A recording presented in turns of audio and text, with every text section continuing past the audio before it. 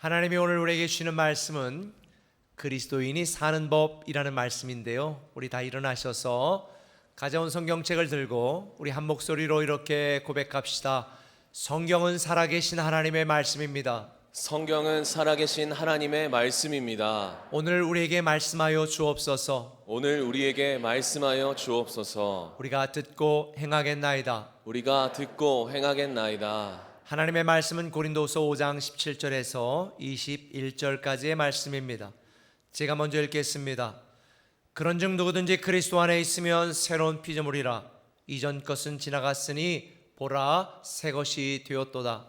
모든 것이 하나님께로서 났으며 그가 그리스도로 말미암아 우리를 자기와 화목하게 하시고 또 우리에게 화목하게 하는 직분을 주셨으니 곧 하나님께서 그리스도 안에 계시사 세상을 자기와 화목하게 하시며 그들의 죄를 그들에게 돌리지 아니하시고 화목하게 하는 말씀을 우리에게 부탁하셨느니라. 그러므로 우리가 그리스도를 대신하여 사신이 되어 하나님이 우리를 통하여 너희를 권면하시는 것 같이 그리스도를 대신하여 간청하노니 너희는 하나님과 화목하라. 한 목소리로 하나님이 죄를 알지도 못하신 이를 우리를 대신하여 죄로 삼으신 것은 우리로 하여금 그 안에서 하나님의 의가 되게 하려 하심이라. 아멘. 우리 은혜 받도록 인사하고 앉겠습니다.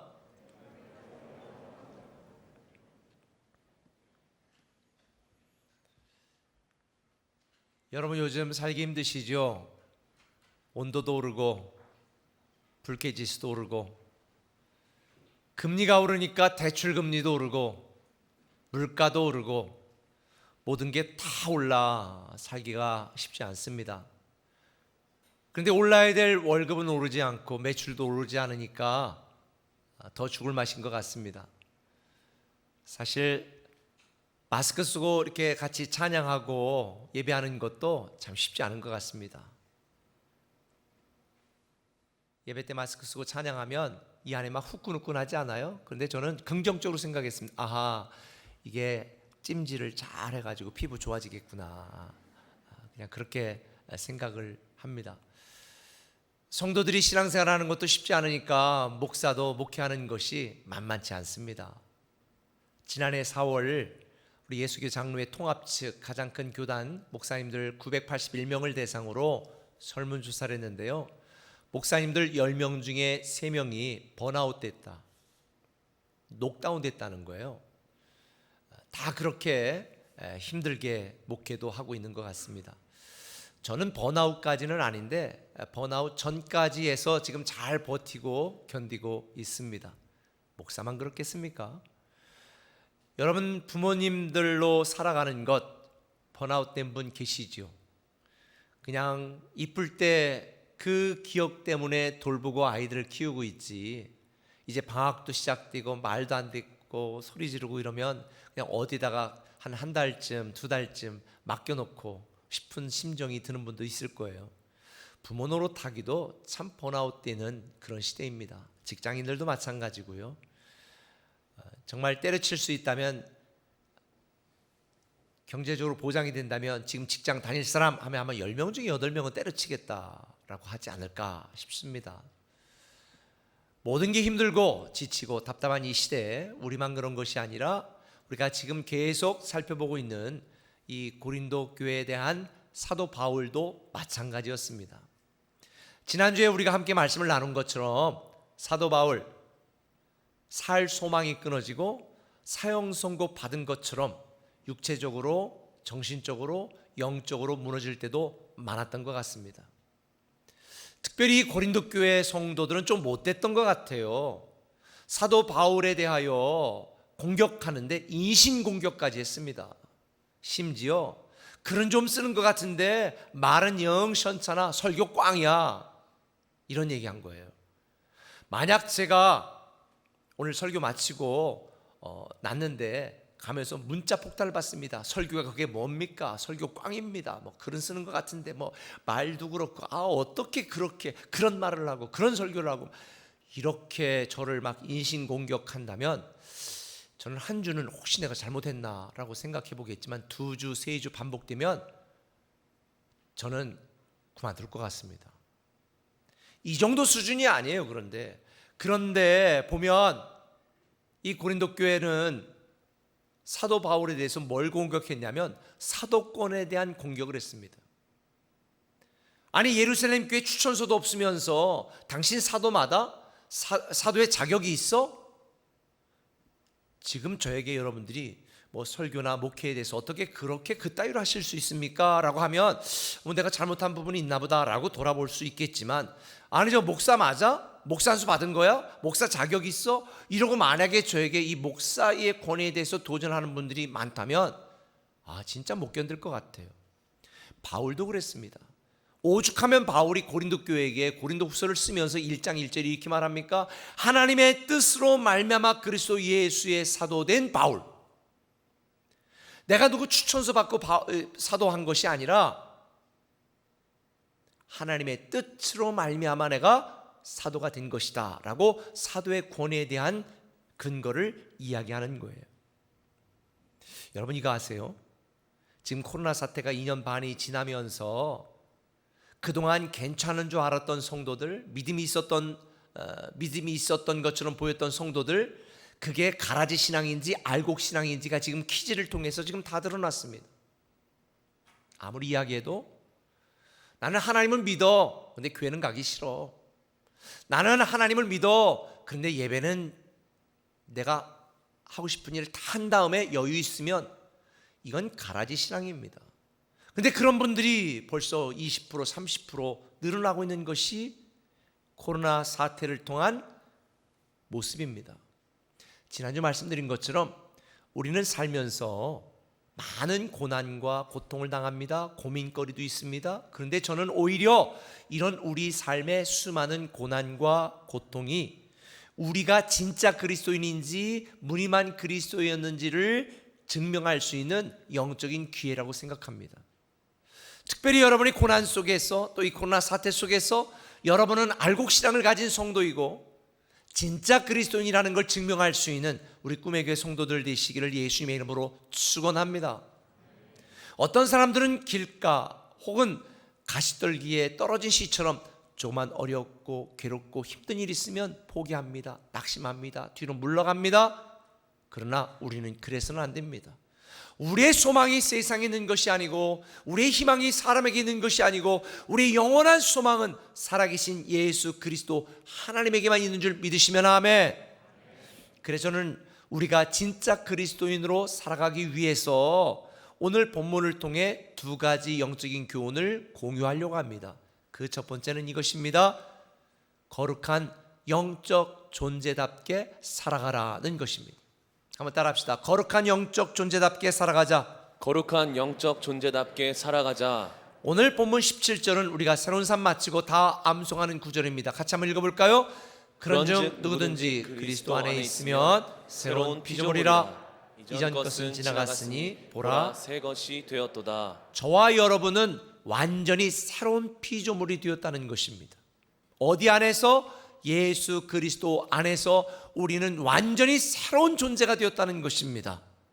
여기서 새로운 피조물, 새것, 새로운 존재가 됐다는 의미는 우리의 환경이나 상황이나 조건이 바뀌었다는 걸 의미하는 것이 아닙니다. 내 기분이나 감정이나 삶의 패턴이나 습관이 바뀌었다는 걸 의미하는 것이 아닙니다. 내 존재 자체가 육적인 존재였던 우리가 영적인 존재로 완전히 새롭게 되었다는 것을 의미하는 것입니다. 이것은 사람이 남자가 여자가 되고 여자가 남자가 됐다, 이 수준이 아닙니다. 개와 고양이 같은 동물이 사람이 되었다, 이런 수준인 것입니다. 우리는 완전히 새로운 피조물이 되었습니다. 주 안에서. 그런데 우리의 겉모습, 우리의 상황은 변한 게 아무것도 없습니다. 새로워진 것이 아무것도 없습니다. 무엇이 새로워졌다는 것일까요? 어떤 존재로 바뀌었다는 것일까요? 우리는 예수 그리스도를 믿기 전에 육신이 늙고 병들고 쇠하면 죽어 흙으로 들어가고 지옥에 갈 운명을 가진 존재였습니다. 그런데 우리가 예수 그리스도를 믿는 순간 하나님의 영이 우리 안에 임하여 우리는 하나님의 영이 거하는 하나님의 성전이 되었고 영적인 존재가 되어서 이 땅에 우리의 육신이 쇠하고 죽는다 할지라도 죽지 않고 부활하여 영원히 사는 영적인 존재가 되었다는 거예요. 하나님이 사람을 흙으로 만드시고 그 안에 생기를 불어넣어 생명을 소유한 영적 존재가 되도록 만들었습니다. 근데 인간이 범죄하고 타락함으로 하나님의 영이 떠나가고 우리는 육적 존재가 된 거죠. 흙이 된 거예요. 그런데 우리가 예수 그리스도를 믿는 순간 하나님의 영이 우리 안에 임하여 우리는 하나님의 영을 소유한 영적 존재가 됩니다. 하나님의 영이 우리 안에 임하여 거룩한 영적 존재가 되는 것을 신학적인 용어로 뭐라고 한다고 그랬어요? 성령 세례, 성령 침례라고 부르는 것입니다. 그러니 성령 세례 받지 않고 성령의 침례를 받지 않은 자는 다 지옥 갑니다. 우리는 하나님의 영을 소유한 영적 존재입니다. 그래서 로마서 8장 9절은 굉장히 중요한 말씀을 하지요. 같이 읽어볼까요? 만일 너희 속에 하나님의 영이 거하시면 너희가 육신에 있지 아니하고 영에 있나니 누구든지 그리스도의 영이 없으면 그리스도의 사람이 아니라. 할렐루야.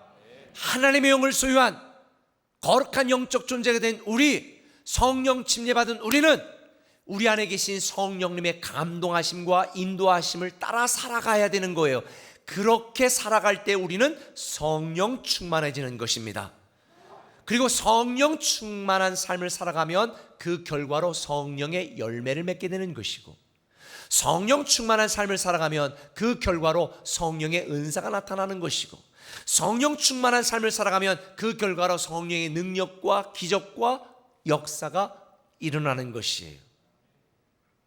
그래서 우리는 늘 성령 충만을 구해야 되는데, 이 성령 충만은 저절로 어느 날 갑자기 주어지는 것이 아니라 매일매일의 삶 속에서 우리 가운데 역사하시는 성령님의 인도하심을 따르고 말씀을 묵상하고 말씀이 가르쳐주는 깨달음을 통해 실천할 때에 성령 충만한 삶을 살게 되는 것입니다.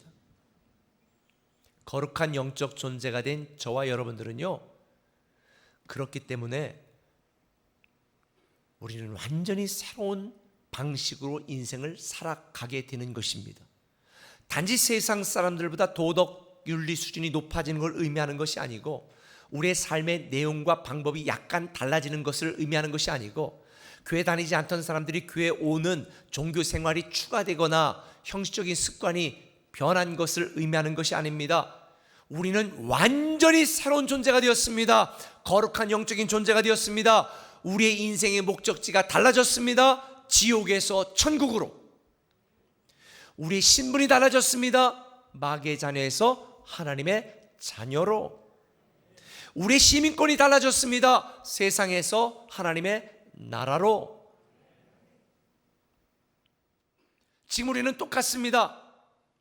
마치 비행기를 타고 미국을 가든지 다른 나라 갔을 때에 한 비행기를 타고 갔지만 내려 들어갈 때 그 나라의 시민권을 가진 자는 시민권 줄로 들어가지만 나머지 사람은 입국이 거부될 수도 있습니다. 이거 비자 없네요. 돈 얼마 가지고 있어요. 그거 갖고는 우리나라에 지금 못 들어옵니다. 관광하는 사람이 돈도 없이 와? 입국 거부? 이럴 수도 있어요.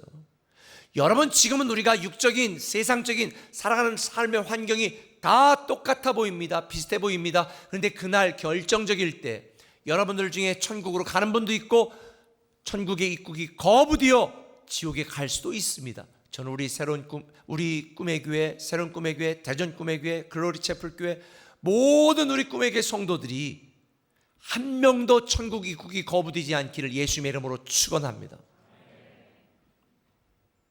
그래서 우리는 거룩한 영적 존재답게 살아가야 되는 거예요. 더 이상 나 중심으로 나를 위해 살아가는 것이 아니라 하나님 중심으로 하나님을 위해 살아가야 되는 거예요. 우리 인생의 대전환, 살아가는 방법의 대변화가 예수 믿으면 일어나야 되는 거예요. 우리의 인생의 목적과 삶의 기준과 가치가 달라져야 돼요. 예수 믿고도 여러분의 삶에 아무런 변화가 없다면 여러분 진지하게 고민해 봐야 됩니다. 나 천국 갈 수 있나? 아니, 농담이 아니에요. 자, 보세요. 지구가 태양을 돕니까? 태양이 지구를 돕니까? 지구가 태양을 돌지요. 그렇죠? 그런데 예전에는 태양이 지구를 돈다고 생각했습니다. 그때의 코페르니쿠스가 이야기합니다. 아니다. 태양이 지구를 도는 것이 아니라 지구가 태양을 돈다. 그때 사람들이 깜짝 놀랐습니다. 그리고 미친놈, 말 같은 소리를 해야지. 저 코페르니쿠스 미친놈이야. 그가 쓴 책도 읽지 마. 그리고 코페르니쿠스를 조롱했습니다. 비난했습니다. 어쩌면 오늘날도 마찬가지예요. 야, 교회 미치지 마. 그렇게 신앙생활에 야, 너 돈 벌어다가 어려운데 헌금을 다 갖다 바치냐? 너 시간도 없는데 주일날 놀러가지도 않고 그렇게 교회 가서 쭈그리고 앉아있냐? 아이고 어리석인 것, 멍청한 것, 바보 같은 것, 미친 것. 여러분, 그런데 우리가 잘못된 게 아닙니다. 그들이 잘못된 것입니다. 그래서 그리스도 안에 새로운 피조물의 변화된 삶을 살았던 바울, 십자가 복음과 부활의 기쁨을 전했던 바울, 이런 바울을 향하여 당시 로마 총독 베스도는 이렇게 조롱합니다. 베스도가 크게 소리내어 이르되 바울아 내가 미쳤도다. 내 많은 학문이 너를 미치게 한다 하니 바울이 이르되 베스도가 가요 내가 미친 것이 아니요 참되고 온전한 말을 하나이다. 사랑하는 성도 여러분, 하나님 나라 가치와 복음의 가치와 영적 가치를 위해 살아가는 것은 어리석은 것이 아닙니다. 여러분 지금 잘 살고 있는 거예요. 잘하고 있는 거예요. 우리는 거룩한 영적 존재답게 살아가야 되는 거예요. 우리는 그 어떤 고난과 고통 중에서도 절대 망할 수 없는 존재다. 할렐루야. 비록 내가 경제적으로 지금 어려움을 겪고 있고 내 자녀가 잘 안 되는 것 같아도 한번 따라합시다. 우리는 절대 망할 수 없는 존재다. 절대 망할 수 없는 존재다. 이런 자신의 영적 정체성을 알았던 사도 바울은요 이렇게 고백하는 거예요. 고린도서 4장 8절 같이 읽겠습니다. 우리가 사방으로 우겨쌈을 당하여도 쌓이지 아니하며 답답한 일을 당하여도 낙심하지 아니하며 박해를 받아도 버림받지 아니하며 거꾸러뜨림을 당하여도 망하지 아니하고. 할렐루야. 이게 바로 저와 여러분 거룩한 영적 존재인 우리에게 주신 하나님의 약속이고 보증입니다. 우리 안에 계신 성령님이 거룩한 영적 존재가 됐다는 걸 보증하시고 우리를 그렇게 만드시는 거예요. 지금 여름 캠프가 진행 중이잖아요. 다음 세대 너무 중요합니다. 다음 세대가 다른 세대가 되지 않고 다음 세대가 바른 세대가 되기 위해서는 여러분 자녀들 여름 캠프에 다 보내야 돼요. 후에마이 내가 누구인지, 육신으로 살고 있지만 저 친구들과 다르다는 것을 그들이 알게 해야, 거룩한 영적 존재임을 알게 해야 그들 인생을 잘 살게 되어 있어요. 우리는 위대한 상속자입니다.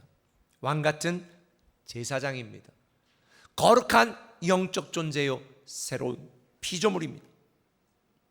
그래서 우리는 거룩한 영적 존재답게 살아가야 되는데 이런 그리스도인의 정체성을 가진 우리가 어떤 엄청난 존재인지 사도 바울은 고린도후서 6장 9절 이하에서 말합니다. 같이 한번 우리 목소리 읽어봅시다. 무명한 자 같으나 유명한 자요 죽은 자 같으나 보라 우리가 살아있고 징계를 받는 자 같으나 죽임을 당하지 아니하고 근심하는 자 같으나 항상 기뻐하고 가난한 자 같으나 많은 사람을 부요하게 하고 아무것도 없는 자 같으나 모든 것을 가진 자로다. 할렐루야. 이게 저와 여러분 거룩한 영적 존재인 우리의 정체성입니다. 그리스도인은 세상에 있지만 세상 사람들처럼 살아가지 않습니다. 그리스도인은 육신을 입고 있지만 거룩한 영적 존재답게 살아갑니다. 상황을 초월하고 환경을 초월하고 고난을 초월하고 우리의 모든 조건을 초월하여 살아가는 존재가 바로 저와 여러분인 줄 믿으시면 아멘. 이런 거룩하고 엄청난 영적 정체성을 가진 저와 여러분이기 때문에 낙심하면 안 돼요. 실망하면 안 돼요. 우리가 지금 주일마다 말하잖아요. 잘 되고 있는 것입니다. 할렐루야.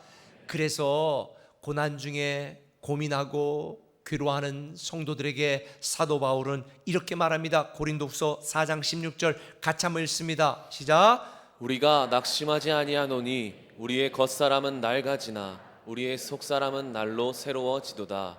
우리가 잠시 받는 환난에 경한 것이 지극히 크고 영원한 영광에 중한 것을 우리에게 이루게 함이니 우리가 주목하는 것은 보이는 것이 아니요 보이지 않는 것이니 보이는 것은 잠깐이요 보이지 않는 것은 영원함이라. 할렐루야. 아멘. 새로운 피조물이고 거룩한 영적 존재인 사랑하는 꿈의 가족 여러분, 육에 속한 사람처럼 보이는 것을 주목하고 세상 것에 집착하고 이 땅의 것에, 이 땅에서 당하는 잠깐의 환난에 낙심하지 마세요.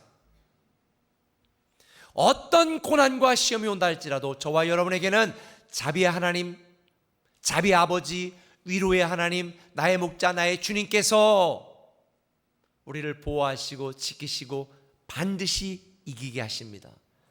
사망에서 우리를 건지셨고 고난과 환난에서 지금 우리를 건지시고 계시고 앞으로도 건지실 그분, 잘 되고 있는 것입니다.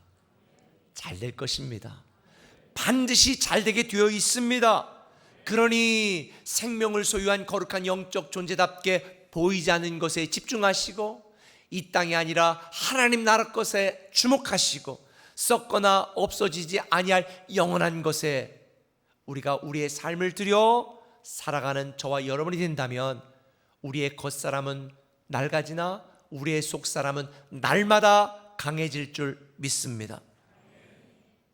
오늘 많은 사람들이 먹고 마시는 목숨을 위해 살아갑니다. 그런데 거룩한 영적 존재인 저와 여러분은요, 목숨을 위해 살아가는 게 아니라 목숨을 걸고 영원한 것을 위해 살아갑니다. 그런 멋진 인생이 저와 여러분 되시기를 예수님의 이름으로 축원합니다. 한 걸음 더 나가서 한번 따라합시다. 위대한 영적 사명으로 살아가자. 영적 사명으로 살아가자. 자, 18절에 보면요, 모든 것이 하나님께로서 났으며 그가 그리스도로 말미암아 우리를 자기와 화목하게 하시고 또 우리에게 화목하게 하는 직분을 주셨으니. 하나님은 모든 죽어가는 사람들을 하나님께로 다시 돌아오게 하고 하나님과 깨어졌던 관계를 하나님과 다시 화목하게 만드는 이 위대한 영적 사명을 저와 여러분 우리에게 주신 줄 믿으시길 바랍니다. 19절을 보면 반복해서 상기시킵니다. 하나님께서 그리스도 안에 계시사 세상을 자기와 화목하게 하시며 그들의 죄를 그들에게 돌리지 아니하시고 화목하게 하는 말씀을 우리에게 부탁하셨다는 거예요. 화목하게 하는 이 영적 사명을 여러분과 우리에게 부탁하셨다는 거예요. 우리 교회는 사람을 살리고 고치고 키우고 세우는 비전을, 목표를 향해 달려가고 있습니다. 모든 교회는 선교적 교회가 되어야 됩니다. 모든 성도들은 선교적 삶을 살아야 됩니다. 모든 성도들의 사업장은 선교적 사업장이 되어야 됩니다. 믿으시면 아멘. 이것은 특정한 사람들만의 전유물이 아닙니다. 선교사나 목사에게 해당되는 일이 아니에요. 저와 여러분, 우리 모두에게 주신 하나님의 위대한 영적 사명입니다. 그래서 말했잖아요. 내가 있는 곳에서부터 땅끝까지, 지금 내가 있는 곳에서부터 모든 족속이 구원받기까지 우리는 하나님과 화목하도록 만드는 이 위대한 영적 사명으로 살아가야 되는 거예요. 그래서 오늘 본문 앞에 있는 15절은 이렇게 강조합니다. 같이 읽겠습니다.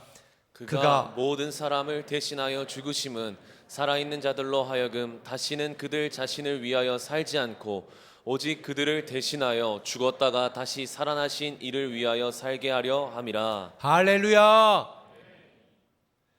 우리가 이제 사는 것은 나를 사랑하사 나를 위하여 자기 몸을 버리신 그리스도 예수 그리스도를 믿는 믿음 안에 사는 것이다. 더 이상 나를 위해 사는 게 아니라 우리는 주를 위해 살아야 되고요, 나 중심적으로 사는 게 아니라 하나님 중심적으로 살아가야 되는 거예요. 아까 제가 말했던 것처럼 태양이 지구를 도는 게 아니에요. 지구가 태양을 도는 거예요. 하나님이 나를 위해 존재하는 게 아니에요. 우리가 하나님을 섬기기 위해 살아가는 거예요. 이 코페르니쿠스적인 대전환이 우리의 삶 가운데 있어야, 일어나야, 이 사건이 일어나야 우리는 진짜 그리스도인으로 살아가게 되는 거예요. 미국에 아주 유명한 격언이 있습니다. 영어에 All that glitters is not gold. 반짝인다고 다 금은 아니다. 반짝인다고 다 금이 아니듯이 교회 다닌다고 열심히 헌신한다고 진짜 그리스도인이 되는 것은 아니에요. 거룩한 영적 존재답게 살아가고 위대한 영적 사명으로 살아가는 자가 진짜 그리스도인 알곡신앙을 소유한 성도입니다. 돈 많다고 잘 사는 게 아니에요. 내가 원하는 일을 이뤘다고 성공한 게 아닙니다. 하나님이 주신 영적 사명을 잘 감당하며 사는 자가 잘 사는 것이고 성공된 인생을 사는 거예요. 저는 여러분 모두가 영적 사명으로 살아가시길 바랍니다. 근데 이렇게 아멘이 적으니까 내가 마음이 부담이 확 되네 또. 솔직히 영적 사명이라는 말을 들으면 우리는 부담이 생기는 게 사실이에요. 그래서 제가 한번 다른 단어로 바꿔볼게요. 영적 사명이 아니라 영적 사랑으로 살아가자. 그러면 아멘이 좀 커질 수 있어요. 우리가 영적 사명 대신 그럼 우리가 위대한 영적 사랑으로 살아가자. 여러분 보세요. 부모가 자녀를 잘 키우는 것은 부모의 사명이야. 그런데 그거 하기 싫을 때도 있죠. 항상 기뻐요? 사명이니까 하는 거거든요. 그런데 그 아이가 너무 사랑스러울 땐 어떻게 해요? 내가 직장 갔다고 힘들어도 그 아이를 잘 양육하고 키우려고 섬기는 마음이 생기잖아요. 마찬가지예요. 우리가 받은 주의 은혜와 우리가 받은 하나님의 사랑을 생각한다면 우리에게 주신 이 영적 사명이 부담스러운 게 아니라 특권이고 영적인 기회라는 걸 깨달아 우리는 자발적으로 자원해서 사랑하는 마음으로 이 사명을 감당하게 되어 있어요. 제가 목회를 즐기는 것 같습니까? 아니면 막 억지로 죽지 못해 하는 것 같처럼 느끼세요? 제 친구 목사들이 안 목사는 목회를 즐기는 것 같아. 예, 저는 즐깁니다. 왜 그런 줄 아세요? 제가 받은 주의 은혜와 받은 사랑이 너무 감사해서 내가 섬길 수 있는 이 기회가 주어졌을 때에 내가 최선을 다해야 되겠다. 이런 마음이 저에게 있거든요. 여러분, 자녀가 말도 안 듣고 속썩이면요, 그 자녀를 양육하는 일에 너무 짜증이 나. 그런데 그 자녀가 너무 사랑스러워. 그러면요, 그 자녀를 섬기는 일이 너무 기쁜 거예요. 왜 우리에게 주신 위대한 영적 사명이 부담스러운 줄 아세요? 사실은 우리가 하나님을 사랑하는 것, 주에 받은 은혜에 감사하는 마음이 작기 때문이에요. 저는 이렇게 생각합니다. 하나님이 우리에게 주신 이 영적 사명은요, 우리 인생에서 누릴 수 있는 최고의 기회예요.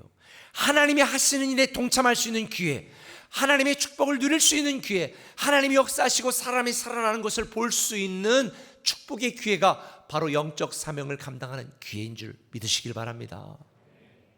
제가 정말 저는 살려고 운동을 하거든요. 그런데 어제도 운동을 하는데 제가 보통 저에게 볼이 오면 제가 골을 잘 넣어요. 주로 이 나이에도 잘 넣는데, 근데 어제는 막 너무 좋은 찬스가 왔는데 너무 좋아가지고 골대를 본다면 볼을 봐야 되는데 볼을 안 보고 골대만 보고 차다가 옆으로 픽사를 냈어. 그래서 결정적인 기회를 놓쳐가지고 우리 팀이 졌네. 그래서 제가 다음 주 미안해서 수박 사간다고 했는데 너무 속상한 거예요. 자, 그게 막 밤에 자는데 그때 그냥 보고 넣었어야 되는데 막. 여러분 생각해 보세요. 하다못해 골 넣는 거 하나 그 기회를 놓친 것도 너무 속상한데 우리가 전능하신 하나님, 이 하나님이 하시는 일에 동참할 수 있는 이 기회를 우리가 놓친다면 얼마나 속상할까. 교회를 섬기고 사람들을 섬기고 사랑하는 이 엄청난 기회, 사람을 살리는 이 축복된 기회를 우리가 놓친다면 이게 얼마나 큰 손해일까. 아파트가 세종에 한참 오를 때에 조금 올랐을 때 1억 올랐을 때 팔으신 분들은 그 뒤에 한 3억 4억 올랐을 때 밤에 잠 잘 주무셨어요? 미칠 것 같았을 거요. 근데 요즘 또 도로 조금 떨어지니까 좀 안심이 되시나요? 위안이 되시나요? 여러분, 사람은요, 내가 유익이 될 수 있는 좋은 기회를 놓쳤을 때 너무 속상해합니다. 근데 나를 위한 기회 놓친 것이 아니라 하나님이 주신 이 영적 사명을 감당할 수 있는 기회를 놓친 것, 하나님이 나에게 주신 물질과 하나님이 나에게 주신 이 직위와 하나님이 나에게 주신 이 상황 속에 내가 하나님께 쓰임받을 수 있고 영적 사명을 감당할 수 있는 이 기회를 놓친 거에 대해서 그렇게 속상해 보셨어요? 직장에서 좋은 직위에 있는 분들, 지금이 하나님의 사명을 감당할 기회인 줄 믿으시길 바랍니다.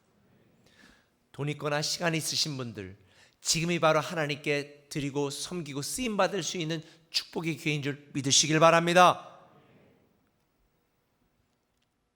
바울은요, 영적 사명을 부담이 아니라 기쁨으로 감당했어요. 그래서 고린도서 6장 4절 이해 보면 오직 모든 일에 하나님의 일꾼으로 자천하여 많이 견디는 것과 환난과 궁핍과 고난과 매맞음과 갇힘과 난동과 수고름과 자지 못함과 먹지 못한 가운데서도 깨끗함과 지식과 오래 참음과 자비함과 성령의 감화와 거짓 없는 사랑으로 섬겼다는 거예요.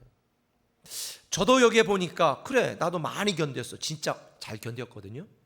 환난, 궁핍, 고난, 여기까지는 저도 비슷한 것 같아. 그런데 5절에 매맞음과 갇힘과 난동과, 이건 제 스타일이 아니야.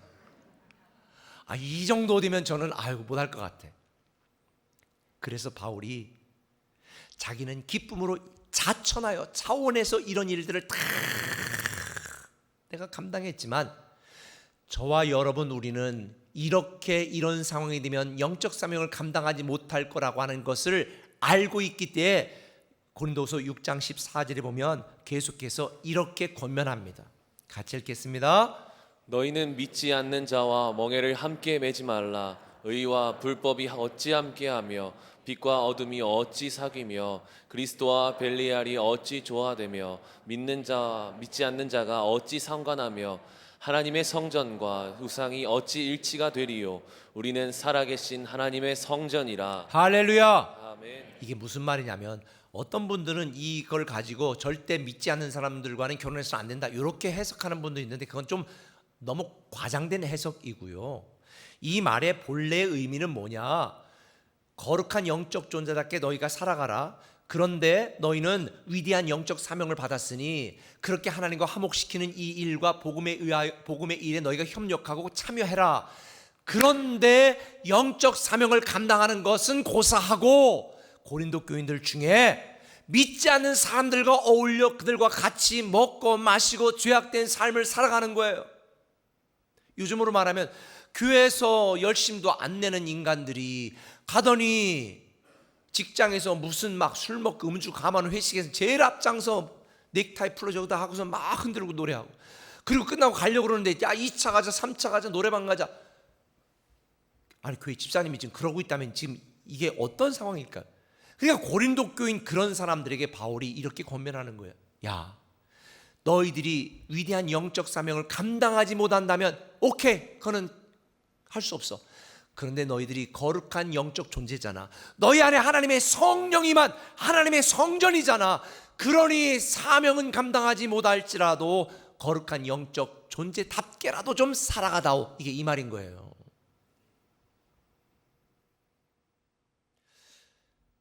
지난주 토요일에도 교회 안에서 잘 교제하고 이제 결혼한다고 하는 분이 와서 내가 너무 축하해 줬는데요. 그런데 이것을 우리가 아주 문자적으로 해석해서 믿지 않는 사람과는 절대 결혼하면 안 돼 이러면은요, 결혼하지 못할 분들이 많아. 왜? 교회 안에 쓸만한 남자들이 그렇게 없어.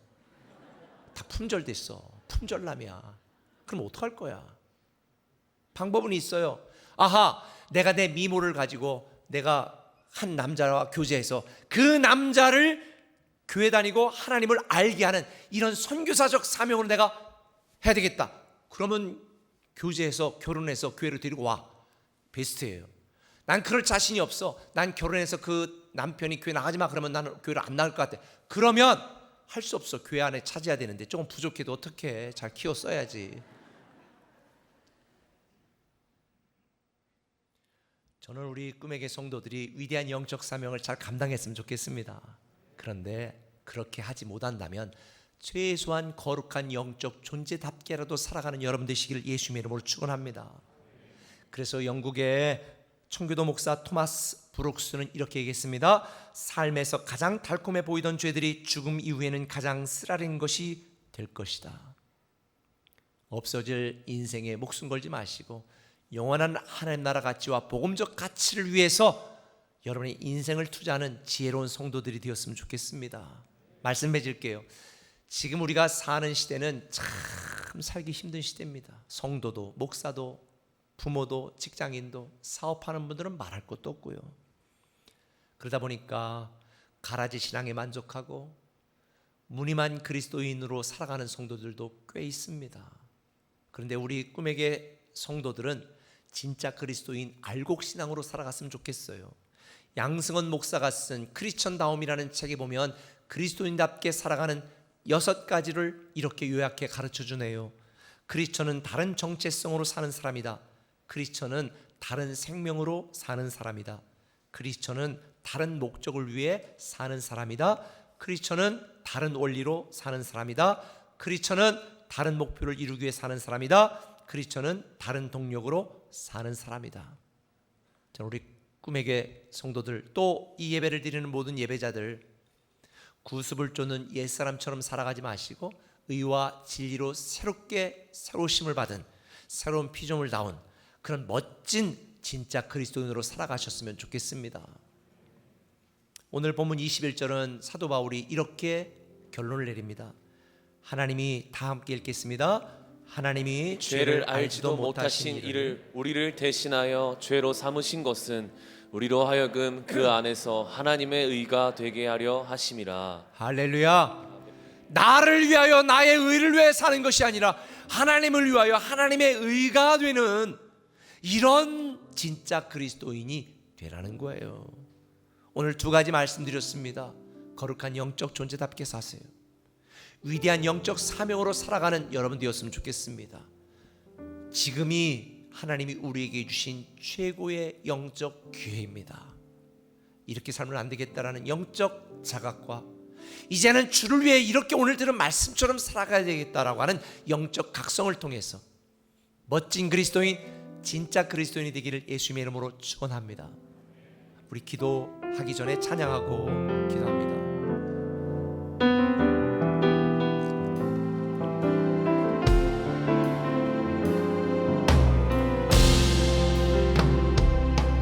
많은 이들 말하고 많은 이들 노래는 하지만 정작 가지 않는 길 두려운 생각보다 많이 힘들고 험한 길보단 그저 말로만 가려기에 점점 멀어져만 가네. 내게 생명 주었던 그 길 점점 이용하려 하네. 내게 사랑 주었던 그 길 다시 보름 앞에 내 영혼 전에 주님 만나 그때 다 다시 돌아가 주님께 예배 드리며 다시 십자가의 길 내일 보름 앞에 내 영혼 전에